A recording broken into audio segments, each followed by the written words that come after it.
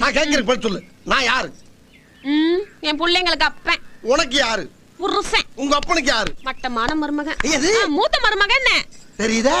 உன் பிள்ளைகளுக்கு அப்பன், உனக்கு புருஷன், உங்க அப்பனுக்கு மருமகன். இப்படி 3 போஸ்டிங்க முழுசா வச்சுக்கிட்டு நாயா அலையிறேன். இத புதுசா ரைஸ் மில்லுக்கு பேர் வைக்கிறதுக்கு டிஸ்கஷன் நடத்துறீங்க. நம்ம டிஸ்கஷன். அதுக்கு என்னப்பா?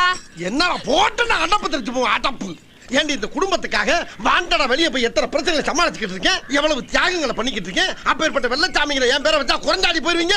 குறைஞ்சா போயிருவீங்க. என்னமா கீழே சத்தம் பேசிக்கிட்டு இருக்கேன் மாமா. இப்படி எல்லாம் கேட்டா பயந்துருமா?